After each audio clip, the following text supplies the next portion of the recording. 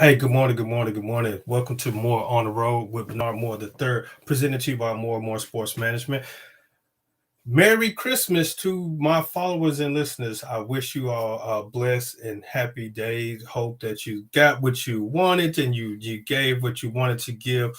Just go out and enjoy this day. Enjoy the time. Just enjoy family and friends and all that you can do. I know that there are some restrictions that's going on with celebrations due to the COVID restrictions. So if you're out and about, just definitely enjoy the day, have fun, make sure that you're safe, mask up, keep it. Get air. Once you text everybody a air hug, say hey, Merry Christmas. Text them an air hug and text them a plate or something. Just try to stay safe so that we can get these numbers down, so that we can get what we were before all of this. Again, more on 1/3 presented to you by More and More Sports Management. They'll definitely follow us on social media. Instagram, Twitter, Facebook, all the social media platforms. Reach out to me on any other social media platform.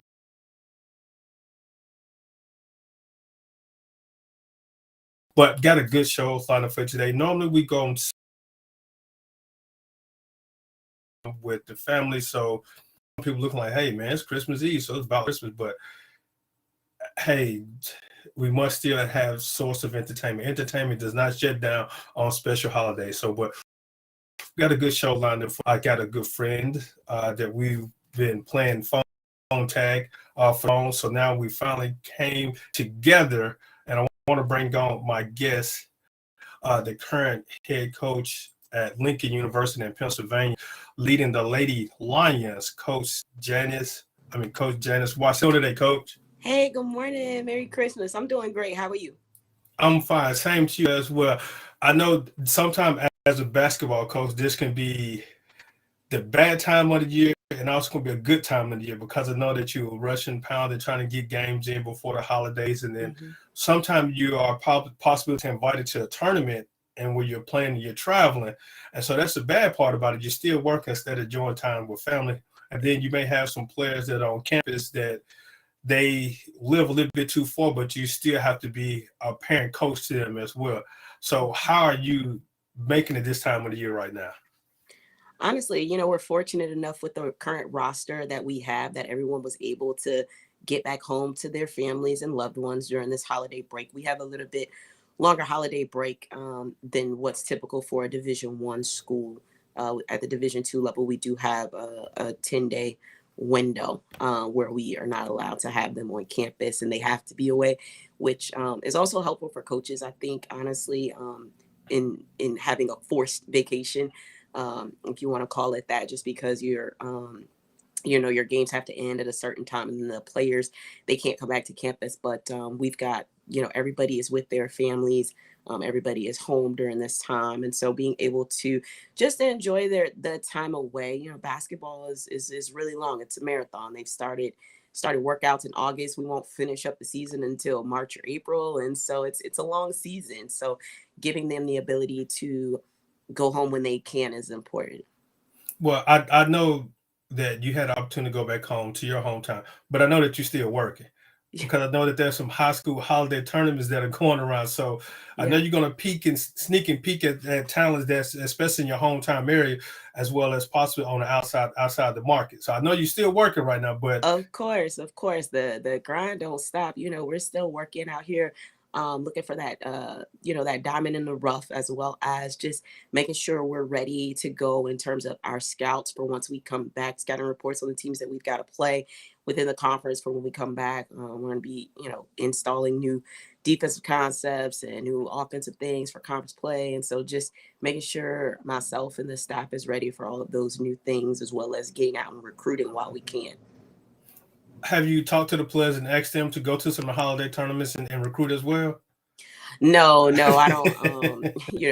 From a technical standpoint, you can't do that. But I do have a lot. I have a number of kids from the New York, Philly, Maryland, DMV area that do go out to support, some of their high school teams and some of the bigger tournaments, and even during the early parts of the season, they would send me links from some of their friends, like, Coach, check out this kid. What do you think? Do you think she can come and play at Lincoln and things like that? So the players, they tend to go and watch those things and send me information as well. But I think, the coverage that our staff gets is plenty. And with the age of technology that we live in these days, you don't even have to leave the comforts or the warmth of your own living room to, check out high school games at this point.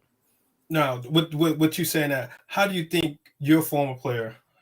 Now, how do you think if you would have had technology during your playing time, would it widen your recruiting span, or do you think things still felt the way that you would see that it would feel if you'd had the current technology that we're using right now? Oh man, I mean, I can't even imagine.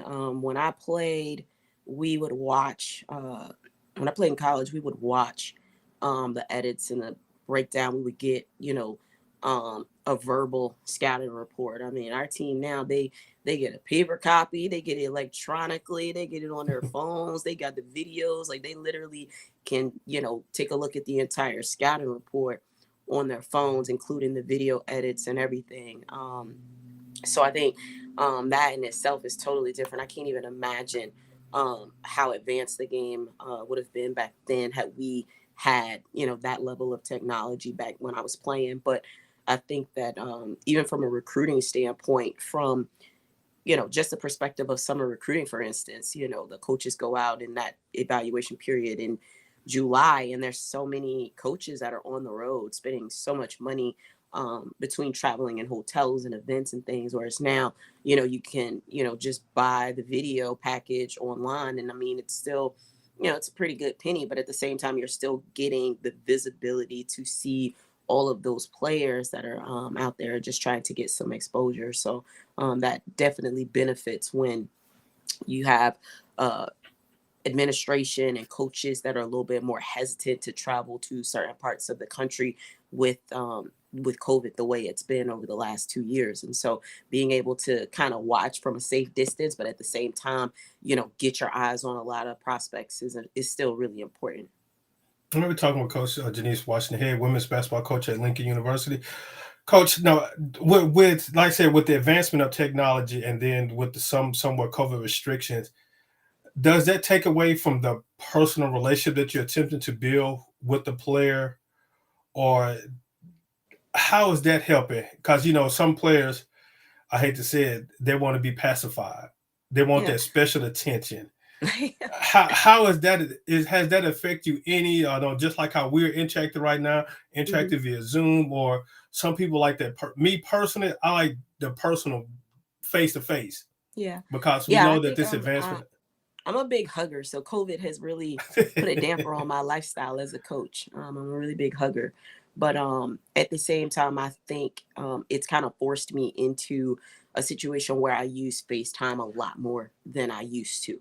The kids this generation, they love text, but now that most everybody has either FaceTime or Duo, Skype, Zoom, whatever the case may be, Teams, like, there's so many different options for you to connect face to face. And so being able to get, the girls that I not only coach, but the girls that we've gotten commitments from, the girls that we are still recruiting, and being able to reach out to them on, in a face-to-face manner, definitely gives it a little bit more of a personal touch than just sending text messages, because you can see when they're having bad days, you can see if they're struggling with something. And so being able to, develop that relationship by seeing each other is definitely something that you're able to do that you can't do via text message.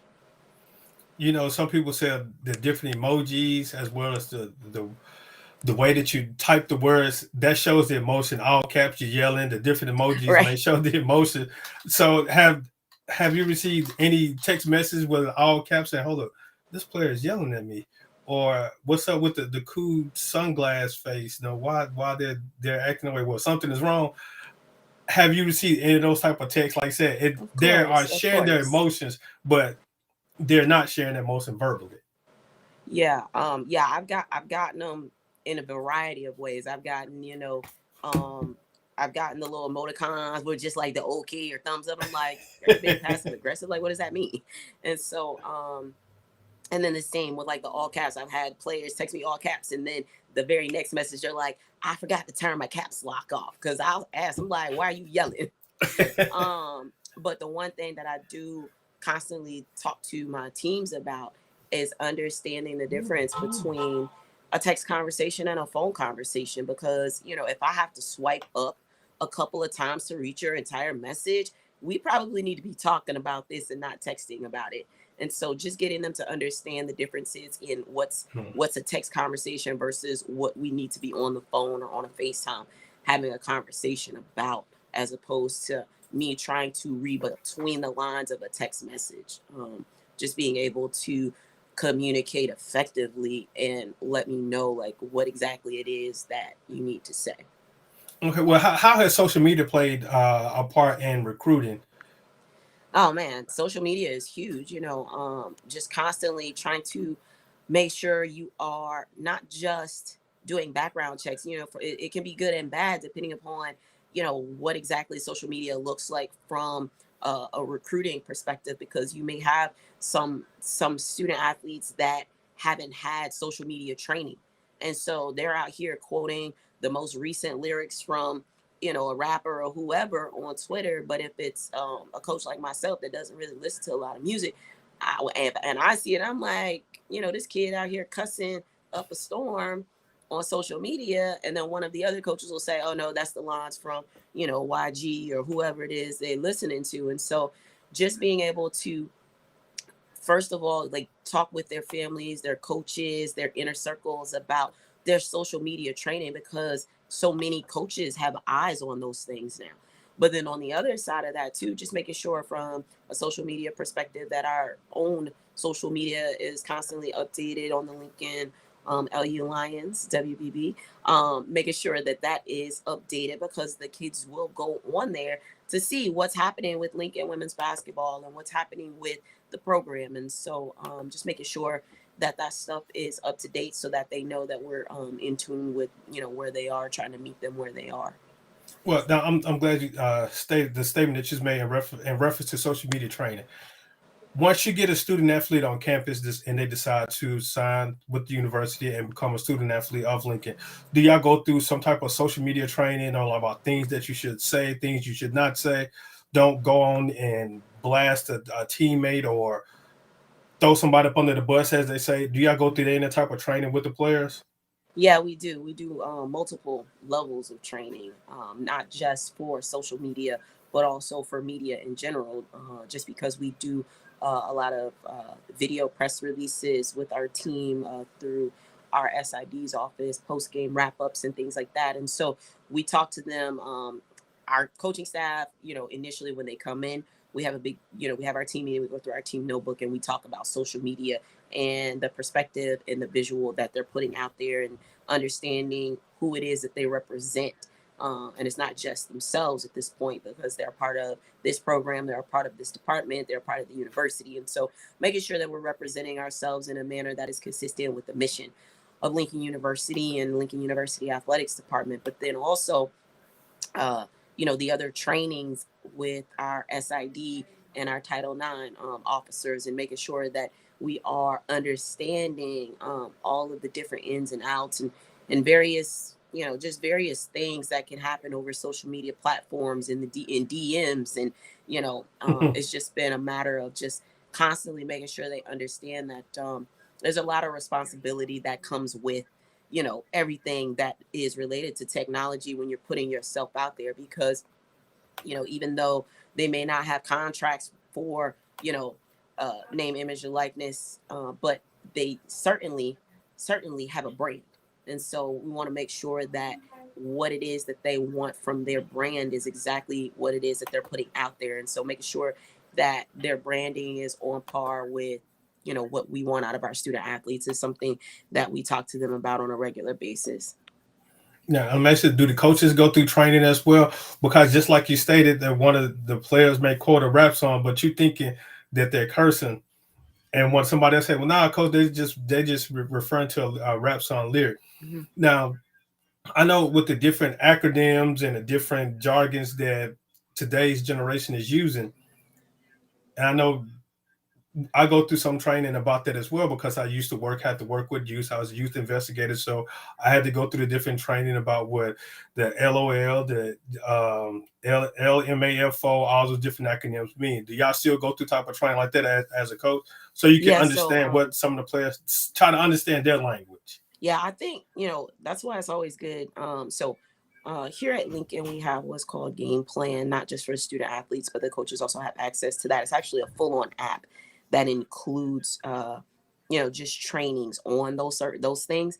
But I think also just having, staff members that are in tune with that generation. And so, we've got, a younger coach on staff that understands, all of the stuff that, they can be saying and things like that. Coach Warren, he is, I think he just turned 26, 27. So he's relatively young, fresh out of college and stuff like that. And so he's one that I'm like, hey, what does this mean? And he'll, he gets me together because I really, I hear the music that they're playing when we're doing warm ups and, just warming up for practices and things like that. But for the most part, like if it's something that I have a question about, I can just go to him. I can go to Coach Sherelle, who's also very good with social media, but just constantly try to keep myself updated as far as like what it is that they're doing. But this group has been they've been remarkably good about understanding the brand and how it's important that we put out a good image. Now, with the locker room music, I know I've talked to some coaches, especially basketball coaches, because a lot of you can say football too, and any type of sport. Locker room. Some coaches allow the players to control the music. Some coaches will control it. Some would say, "Hey, just as long as it's not any cursing, or as long as it's not being degrading, or hey, I don't want any words. Just give me strictly instrumental." What are some of the things that you prefer? As you want the players to feel comfortable. You don't want to be strict, because even when I was coach, I tell it, just go have fun. Right. I know we fussed and did all this stuff during practice because that's what's very important. But game time, just go out and have fun, because a former coach, college coach, well, he wasn't my coach, but a former college coach once said, practice is where the games are won. The game itself is just a source of entertainment, because people don't pay to go to practice, but they pay to go to the game. So you providing a source of entertainment. So I told my players, just have fun during the game. Just relax and have fun. So now, with that being said, do you just let them just relax in the music? You still kind of have a control of the music, or how does that go? They understand our timing, right? So they understand, like, especially for games, they understand, when we go into the locker room at the 30-minute for our pregame talk, like I typically won't go in the locker room before the games until it's time for me to put my notes up on the board. At that point, they're already upstairs, so there's no music playing in the locker room. Then when I go in right before for our pregame talk, they've usually already turned the music off. So when they first go in, they'll turn the music off again. Now, when we're upstairs practicing, I let them play what they want. But when it starts to get a little shaky, I'm like, go to the next song. So I'll just, have them skip a song. Like, I'll be like, it's too much for me. Next song. And so, if it gets to the point where it feels like it's a little bit too much, and I'll just, it's too much. And I'll just tell the manager, go ahead, fast forward that up. So, but again, like it's trying to figure out a happy medium between allowing them to do what's going to get them motivated to perform, and at the same time understand that, like, there has to be like a certain level of respect for the people that are in the space. Again, you listen to Bernard, More on the Road with Bernard Moore III, presented to you by More and More Sports Management. Talking with Coach Janice Washington, head women's basketball coach up at Lincoln University. Coach, looking at your record now, I guess the music that you're having them listen to is motivate them is going well. You're on a 5-game winning streak. You're 2-0 in conference. What's the difference? But then it's just like when you're at home, you're 6-3, but you're undefeated on the road. Yeah. What's the different vibe? Honestly, I think, when you're on the road, a lot of those distractions go away, right? So you don't have, the players worrying about how many tickets they can get, can they still put names on the pass list, 45 minutes before we're supposed to tip. We're not worried about, if they ate pregame meal at the cafeteria, or, you know, if the food is being like, we don't have to worry about those smaller distractions when we're on the road. But at the same time, understanding that, you know, we've played a really challenging non-conference schedule. I think that's really benefited us. You know, yeah, the 3 games we've lost are to, you know, the number, I think 4, 5, and 7 teams ranked in their regions. And so, you know, these losses, a couple of them, well, one of them was by 1, one of them was by 3.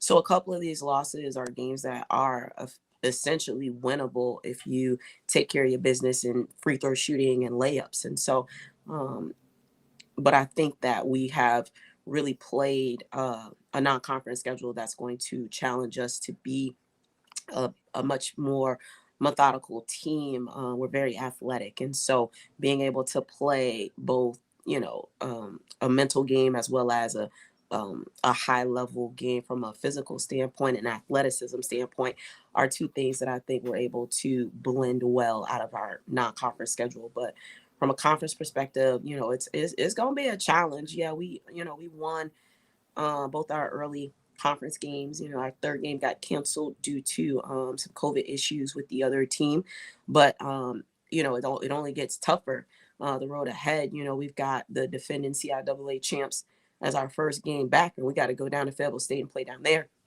But you know, we don't just walk in expecting that, you know, the game's going to be handed to us. I think, you know, we have to continue to do the things that are going to help us be successful, which is just work hard. Like, we have to make sure when we leave the court, we've outworked the other team.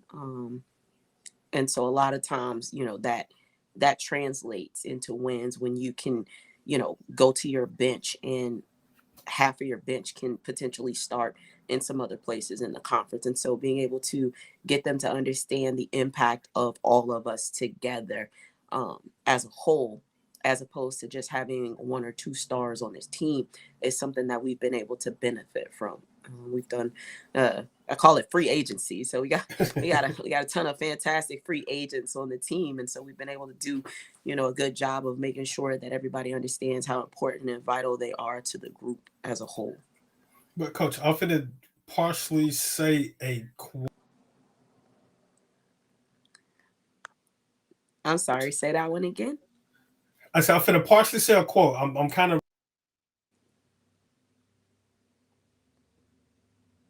it. I know you probably heard it plenty of times, but you are only as better than the person that you see in. Wait, Some yes, people say that say that again. you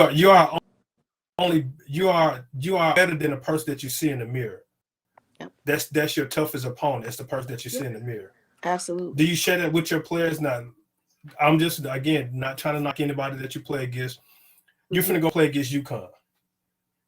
Won 230 some games in a row. You're finna go face against UConn. Mentally, some of the players are already defeated. But then Mm-hmm. as a coach, so you got to turn that psyche around about saying that you are only as better the person that you see in the mirror. So if you see Right. UConn in the mirror, guess what? You've already been defeated. But if you don't see, if Mm-hmm. you got to see yourself in the mirror saying that I have to play better than my opponent. How do you Mm-hmm. kind of psych your players out in reference to that? Well, the one thing that we constantly we preach like making practice hard. You know, we preach like the hardest game you'll ever play is going to be practice. So, you know, go against each other hard, go all out so that we can, you know, get to the game. And like you said, like, the game should be fun, the game should be entertaining. Like, the hard part is practice, because you got to go against each other. Now Then you it's got time to go against sprints and somebody stuff if else, you and you mess ready. up. Yeah.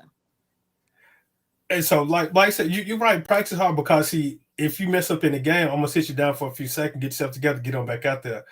I've seen some coaches doing halftime run the players because they didn't play well. I was like, coach, this is a game. No, I know, I understand what you're doing, but it's just a game right now. Get them in practice the next day. Mm-hmm. How do you feel when you see a coach do that? You're playing, y'all are no, it's a very hard fight, but you see Excuse me. coach like, man, he conditioned the team in halftime. Okay. Yeah. When you It's see different. I that as a think, you coach, know, what's your thought about that? it's different. I think different coaches have, you know, different backgrounds and what they want to do for different things, um, you know, for me, I tend to, my thing is lip smacking. So even if during the game somebody smack their lips at me, I'll be like, okay, after this game, you're going to give me 10 push-ups. But, I think every coach is different. I think every coach has different things that they do to encourage or motivate or get their team going in the manner that they best see fit. But I think every coach is different. Now, are you one of those coaches that want to run everybody till they tongue drag the ground or till they can't stand up no more? So once they get through practice, you got to worry about them getting in trouble, or you just gonna run them because if they messed up in practice, you're gonna get disciplined. But in my mindset, if we have a good practice, we're gonna run X amount of sprints. If we have a bad practice, we're gonna do triple amount of sprints. Excuse me. Well, for me, coming in when I got here, they were surprised at the amount of running we did in the preseason. But that had more to do with the style of play that we wanted to play. The running didn't have anything to do with discipline or punishment. Has everything to do with the fact that we want to be able to run teams. Like, we want to be able to run and make people stay up with you. Like, they're going to get tired before we get tired. And so they've gotten to the point now that they understand, like, we'll do sprints toward, it'll be close to the end of practice. So like the last 30 minutes of practice, we'll do sprints. And then they'll come right to a huddle for me to diagram up a play. And now you're tired. It's the end of practice. You just run sprints, and now the game is on the line, and you got to go out and execute. And so we run with a purpose. And so I'm not much on just running just because we got to run. Like, we're running because it contributes rather to the style of play that we want to play. And so if you are not in shape at the end of November, if you are, not able to pass a simple conditioning test, if you are struggling to get up and down the court after 3 or 4 possessions, then you're not necessarily in the shape that we need you to be in to perform at a high level. And so for us, we incorporate a lot of running into practice. Is it might not necessarily work. It might be a shooting drill. It might be a full team drill. But we incorporate a lot of that primarily because of the style that we want to play, which is pretty fast paced, up tempo type of game. All right. Well, the man said, I know I'm not trying to strategize, set up scouting for another opponent or for your future opponent, whatever. Defensive wise, I know you said you like to run, so you more of a pressure style defensive and then run on offense. Mm-hmm. Yeah, that's what we've done this year. With technology, advances in technology, they're double-edged swords, right? So you can, have the kids and players that you're actually recruiting to come and watch you. You can send them the links to your games, and at the same time, your opponents are also seeing this. And so there really ain't no secrets when it comes to how people are playing and things like that. But yeah, that's what we want to do. We want to force a lot of turnovers. We press just about every game. I think we've pressed at some point in the game. But we do press, and we get out and we run quick in transition. I think at this point in time, I haven't looked at the statistics after Monday's games for the conference, but I know that we are at the top. Like, we're in the top 3, got to be, with regards to how many turnovers we're forcing a game. And that leads to, the style of play that kids want to play. Like, they don't want to, run 30 billion sets. They want to be able to go up and down the court, press, trap, get some layups and things like that. But, we've got a number of sets that we run. But at the same time, like, we want to utilize our athleticism as best as we can. And that means that we're not going to sit back in a zone. A lot of times we'll play zone based on what the scouting report against the other team looks like. But for the most part, our team actually prefers to be in a press, and they prefer, forcing the other teams to be uncomfortable. Right. Well, so I'm looking at your stats now. Turnovers. 215 turnovers per game, 17.9, 4.9 margins, assists turnover ratio 0.8, points off a turnover 25.1, and you averaging 12.5 steals a game, and total blocks of 2.8. So that means that your girls are running. So I mean that they are running, they're pressing the ball, and they're catching a mistake pass and taking it going off the other way, because your points off a turnover 25.1. and you're averaging total points 74.5 a game. So it's going into somewhere. Now, do they set up an offensive sets, or again, you constantly it's more of a fast paced tempo? Yeah, no, I mean we definitely run. They run their offensive sets.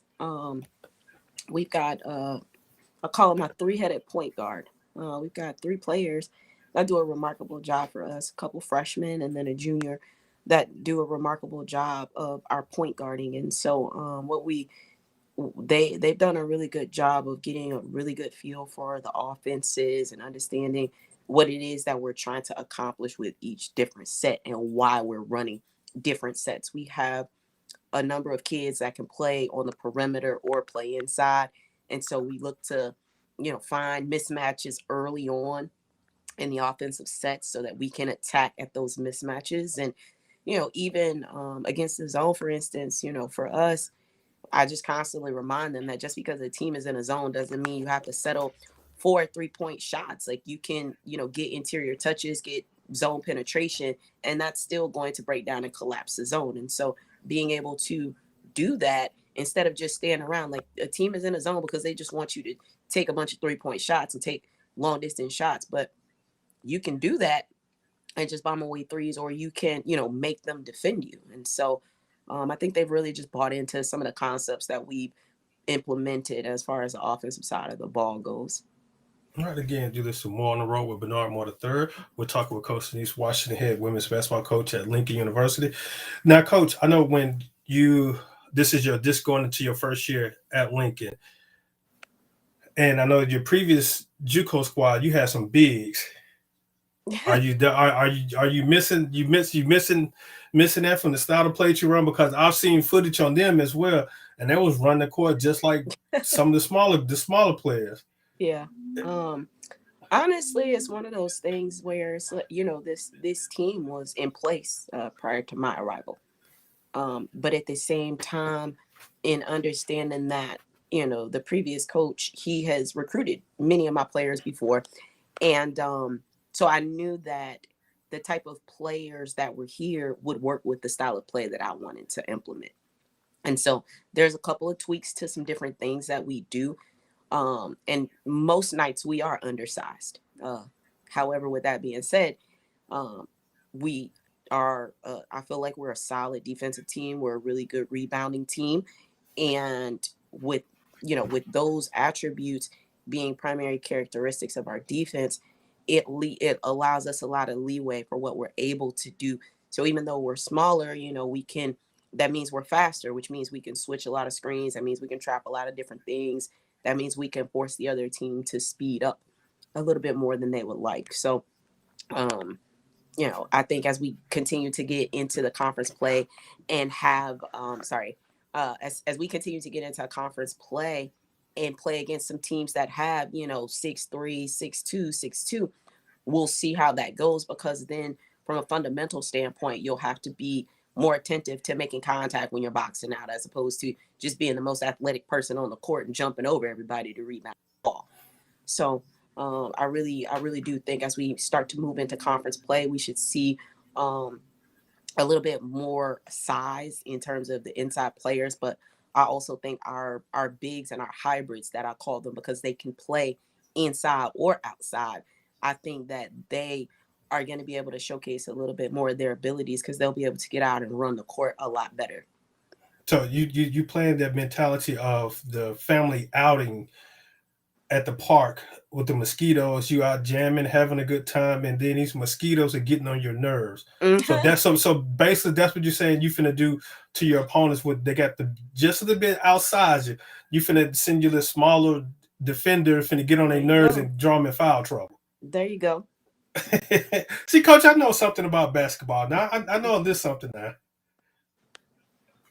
But now this transition back on to what's going on in society right now. Now we can see a lot of things going on in society and life, especially dealing with our young generation right now. Mm-hmm. I'm not sure how it is in your area, but we can just turn on news and see that we have a lot of youth doing a lot of bad things right now. how are you instilling your players to try to say we not I said you're not trying to control their life, but you just want them to really enjoy their college life, but be safe and don't go out and do anything, excuse my word, stupid to Right. something that can jeopardize your career or hurt someone else. Yeah. Well, I mean, that comes down to making sure that every single individual on your team, within the program, so like not just the players, but also your managers, coaching staff, like making sure everybody understands their own why, right? Because why one player is there might be totally different than the next player. And so making sure that they understand like all your actions and all of your behaviors have to be positive contributions to your why, right? So if you're doing something that's going to take away from your why are you here, you probably need to stop doing that. And if we have to have another conversation about you needing to, halt those types of behaviors, then you're probably putting yourself in jeopardy. But, making sure, and that's part of building and developing those personal relationships with players so that you can have, coaches on your staff that pull players aside, like, hey, I was on your social media, you need to chill out, or just pulling players to the side, like, hey, I noticed X, Y, and Z, how is this contributing to your why? And so being able to, again, like you have to have those personal relationships with those players so that you can recognize when things are wrong early, recognize red flags and warning signs so that you can help them get back on their right path. Now let's go back down memory like now. Your time when you were at Campbell as a player. Mm-hmm. Now, I'm not. You don't have to point out anything that you did wrong. So I'm not being the father right now. Mm-hmm. You say some of the things that you done while you was a player, student athlete coming up in Campbell, and you see some players that you're coaching right now throughout your coaching career. Do you see them kind of going in a bad direction? How do you handle them? Mm-hmm. And say, well, I know like some people say you don't know what's going on in my mind. Sometimes you're correct. I don't know what's going on. I'm not in your shoes, but I understand. Mm-hmm. I somewhat understand what you're going through. How do you talk to the players like to say you don't know, you don't understand, or you don't know what's going on? Well, I think that's the greatest thing about having played college basketball, is being able to connect with some of the things that they're going through, right? Like the the student athlete experience, I personally don't think it changes much. I think the time changes, the different day of the week changes. Like the location might change, but the experience is still the same. You wake up, you go to class, you go to breakfast, you go to practice, you go to lift, you go to study hall, you do it all over again. But the one thing that we're able to do, because again, with this generation, it's a little bit different. You can keep it real with these kids, and so being able to be like, listen, we already been there, done that. I didn't put it on social media. Don't be stupid. And so being able to just kind of meet them where they are in terms of just communication, like, hey, listen, I've been here where you are. This is what you need to do in order to get yourself out of this situation. This is what you need to do in order to get yourself back on track. And so being able to just let them know, it doesn't, we're all here, like the entire staff, like the entire department, we're all here to see you be successful. And the one thing that I tell all of my players, we have a circle of encouragement before and after every practice. I say two words to everybody every time: is be great. Be great, be great, be great. Like at the end of the day, the goal is to be great at whatever it is that you involve yourself with. If you're part of this team, be great at it. You're student athlete here, be great at it. You're on all of the we've got so many players that are involved in modeling, dance, judicial board, sororities. And so at the end of the day, just go be great. Be great at whatever it is that you're doing. Just make sure whatever it is that you're doing is going to keep you on the right road to get your degree, to get you, if you are trying to go overseas to play, if you are trying to get this internship with the Eagles, like regardless of what it is that you want out of your experience, what you're doing right now has to be propelling you towards that. Now, with that, you said that you have like some players that do a model being active on campus, on other things in camp on campus. Has that have what I can have they sometime put that over basketball? They said, well, now I got this event, I got a meeting, I got to go to. Coach, can I miss practice so I can go to this meeting because it's dealing with it's another Mm-hmm. extracurricular activity. It's not Mhm. anything dealing strictly with education. 'Cause I know Mhm. education will come first over athletics, but if it's an extracurricular activity, Yeah, are they? no. Have you faced that yet? We haven't faced that part. We've had to have dialogues with students about like internship hours and making sure that they are scheduling their hours so that they don't have to miss practice or leave practice too early and things like that. Um, when we've had schedule adjustments, like we had to, rearrange schedule times because something else was going on. We would have a couple of players that have on campus jobs. They would have to talk to their bosses and they would be coming to practice right as we were finishing up with stretching. But for the most part, they do a very good job because they do get their calendars out in advance, far enough in advance, so that they can schedule out their jobs and things like that without it interfering with their experience as a student athlete on this team. But for the most part, yeah, we haven't had that problem. But we also, rushes in the spring, so we we gonna see how it goes because we got a lot of upperclassmen. There's only two freshmen on the team, so we're gonna see how that goes. But for the most part, we haven't really had that issue up to this point because they realize what's most important, and that's coming and making sure you're taking care of basketball. That's it. Are you an early morning practice or you late, midday or late evening practice? Well, now we're we've been 6 to 8 right before the break. Prior to that, we were 6 a.m., 6 to 8 a.m. Primarily because of just schedules. We've got a lot of health sciences, nursing majors, and so we have to be flexible based on the class schedules. And so the times that were available for us is just very early in the morning or very, very late at night. And so in during the preseason September through September through early November, we were 6 to 8 a.m. and now we are 6 to 8 p.m. typically. But now once we get back from the break, it'll be probably between 1 and 3. So Now, it fluctuates based on who's in season, who's got primary.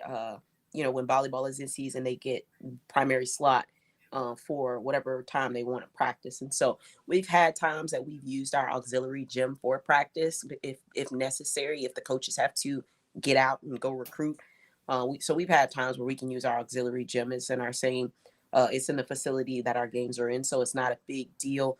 But once the schedules come out for this next semester, there's a couple that we're waiting on. The goal is to have practice either 1 to 3, or we'll just go at 6 to 8, which isn't a problem. That's the time we're playing games at anyway. So, and I know that the girls enjoy sleeping in the morning. So that 6 to 8 a.m. practice time early on was kicking their butts. So, well, I know, ooh, man, going down memory lane, waking up early in the morning, trying to get to practice in the morning, then go to breakfast class, then meeting, then practice, then meetings again. So yeah, them 2 days during spring were very exciting.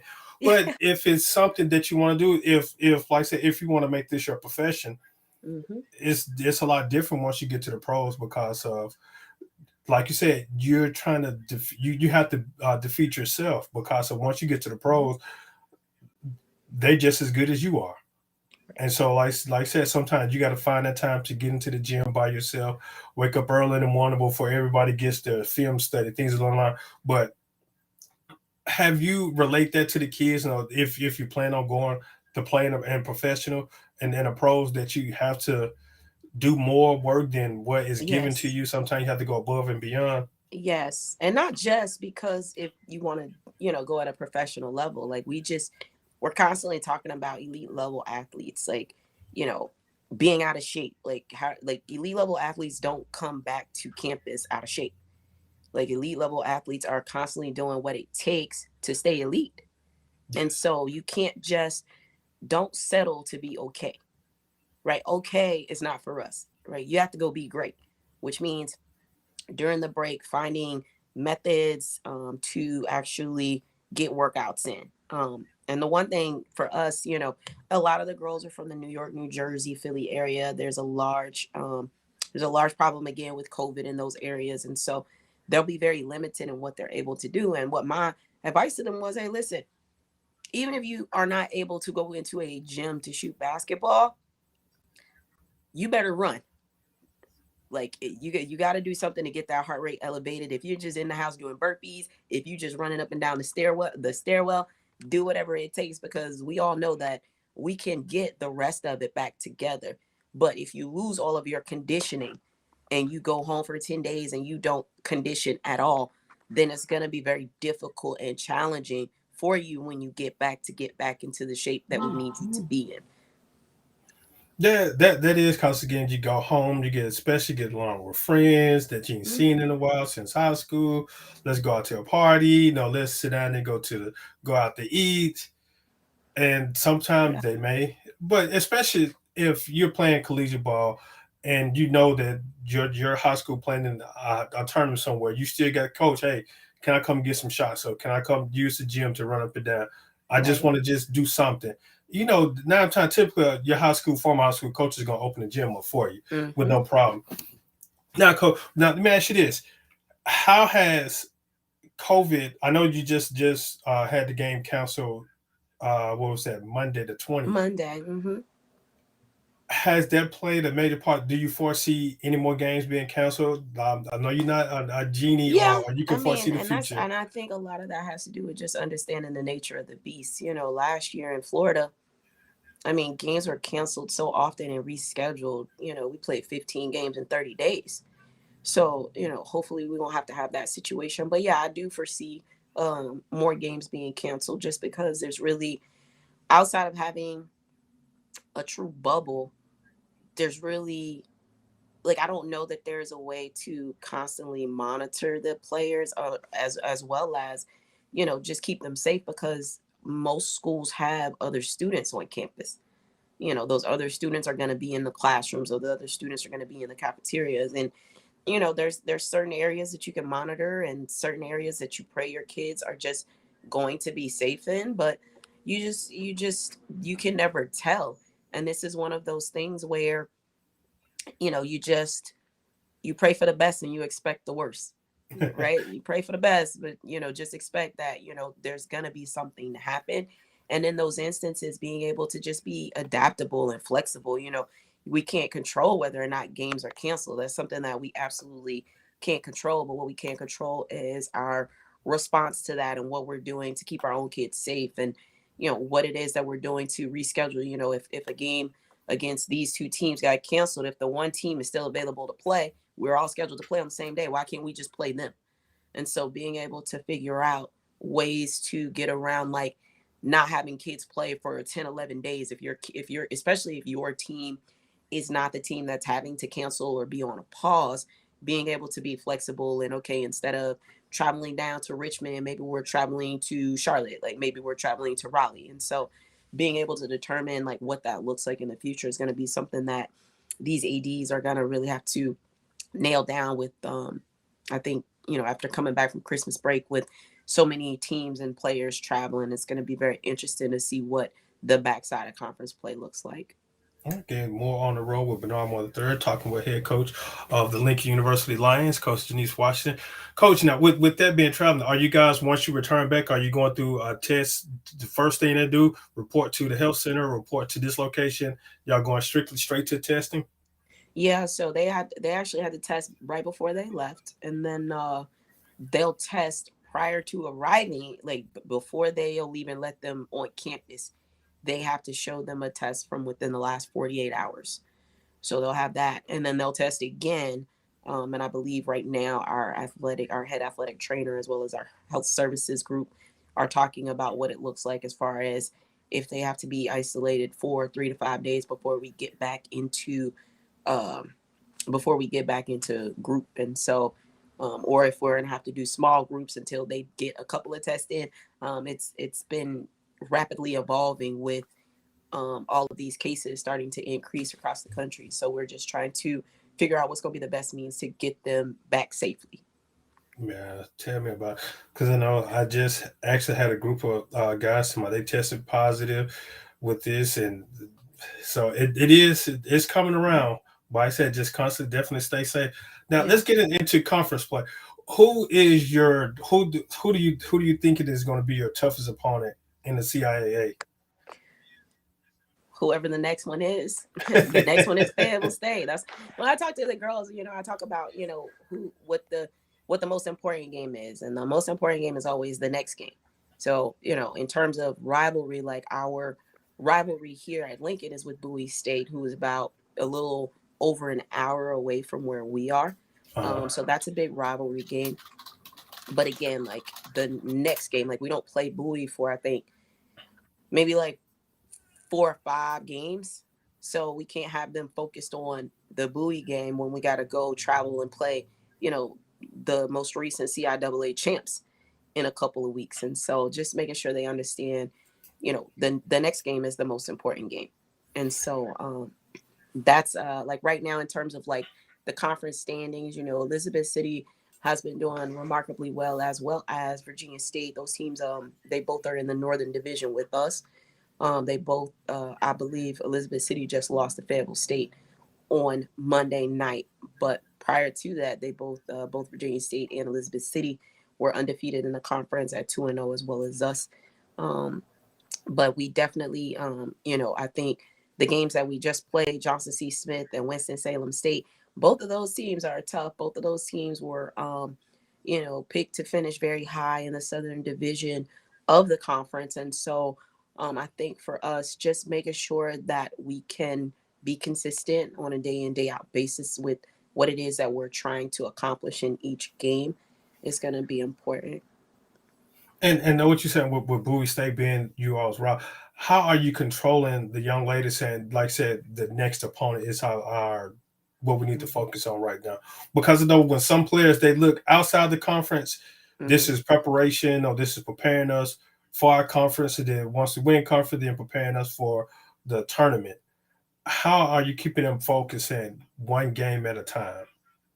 Well, that's all we talk about. Like if we've got, a Thursday, Saturday game versus a Wednesday, Saturday, all we're talking about is the first game. We may be incorporating some of the concepts that second team might be doing into our practices so that they are getting a feel for it. But for the most part, we only are talking about the game that's immediately in front of us. Now, what you're saying that though, how are they quickly making adjustments? Like I said, you're taking one game at a time. Like I said, you got what's that Thursday, Saturday game. You're preparing for that Thursday game. Then especially if you're on the road, then you're traveling that Friday and then playing that Saturday. How are they making quickly adjustments? Because like I said, one team may play a 1-3-1, the other team may play a different zone. How are the players quickly adjusting? So what, like I said, we'll be putting some of those concepts. So even though, the team that we play on a Thursday might not ever play a 1-3-1, but that's all the team that plays on Saturday does, we would have incorporated that into practice, on Tuesday and Wednesday, and then worked a little bit more on it. Like we would have, situational segments where they work against it in practice, with, both groups going against it so that they can get a feel for what it's like. I think that with all of our own defensive schemes, there's not really too much, it's basketball. There's not a whole lot of recreating the wheel at this point in time. Basketball has grown so much, but what we do in practice and what we do as far as our own defensive schemes and working on different things, fortunately, they're able to get a good feel for pretty much everything that we've seen up to this point in conference play. So that's helpful. There's a couple of little things that some different teams will do once we start getting into late January that are going to be a little bit different, and we'll have a little bit more time. But primarily, like I said, they get their scouting reports on their phones at this point in time, even though they'll get a paper copy. But as soon as the one game is over, we'll release the next scouting report on their phone, so they don't even get a peek at the scouting report. And again, there's technology. They go in and they go to the CIAA website. They look and see what everybody else is doing. They're checking the scores. They're watching the video streams and stuff like that. But at the same time, they understand, like, we got to have laser focused vision on what the next thing is. All right. Well, let me ask you this. Do you have a PC on the court? Do we have a PC on the court? A player's coach on the court? Oh, yeah. Yes, we actually have we've got a couple of them. I think for us, Jade Young has been remarkable. This is a kid that she's a 6-footer. She's a point guard. She plays 1 through 4 for us. And our team is better when she's on the court. I mean, she's had double figure rebounding games the last couple of games. She had a double with assists and rebounds. One of these last 2 games. Just long and rangy and has a very, very high IQ for the game. She's a criminal justice major, but after the first couple of weeks of, my time being here, I was like, man, you're going to make a great coach. I cannot wait to see you as a coach. You got the demeanor for it. It's going to be awesome. And so she kind of gives me that look like, Coach J, I'm not coaching. But both she, Brianna Brown, we have a lot of kids that I could totally see getting into coaching, because they've got a really high basketball IQ. In addition to that, their passion and their ability to communicate with their teammates is on a different level. And so being able to have that right demeanor, that balance, is really important, but a good understanding of how to, implement different things that I'm asking in terms of, hey, come here, let me talk to you real quick. Try this, and then see them go out and execute it flawlessly is something that's really special. Now, how does that help you a lot as a coach when you have a player on the court that knows your scheme and that help putting the players in the right position? How does it help you as well as the coaching staff to have multiple players like that on the court? I mean, obviously, it makes my life a lot easier. They probably wouldn't agree to that because I stand up the whole entire game. I never sit down during any of the games. I literally just stand up the whole time. But I think it makes us as coaches, it makes the transition a lot easier when you have that level of comfort with the players that are on the court that are able to bring the kids together when there's a little bit of adversity and say, hey, come on, we're good, we got this, da da da da da. But it definitely makes it a lot easier from a coaching perspective, because even if there's a situation where it's the end of a quarter, this kid knows we want to go 2 for 1.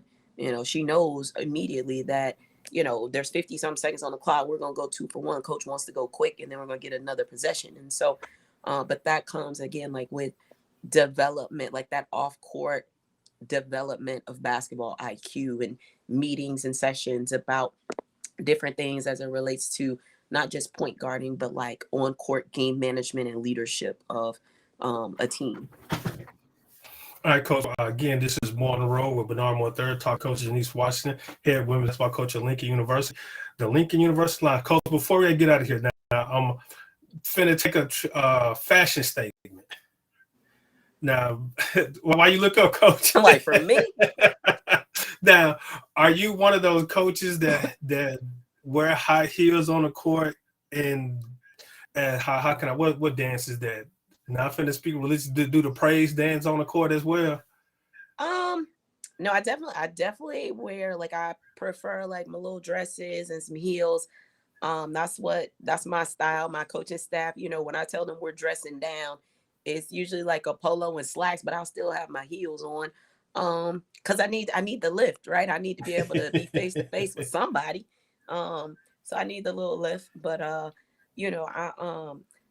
I told the trainers after the last game, I was like, I have got to sit down because I spend my time over there on the sideline, like, defense. I'm in the defensive stance. I'm standing up. I'm sitting down. Like, get down on defense. But no, I don't do too much. I pace the sideline just about the entire game, pace, and I might squat down in front of the coaches to get their reads on some different things. But I don't cut up too bad on the sideline. I usually am over there just very dry with what's going on during the game.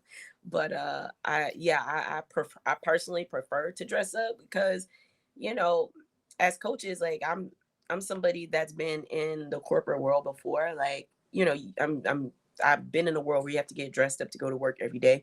I've been in a world where you can do business casual every day.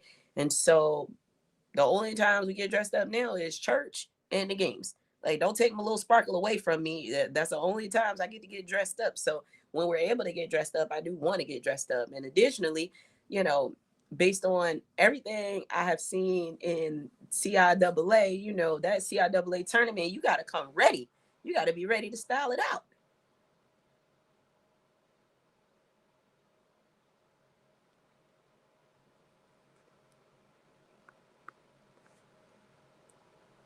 Are you there?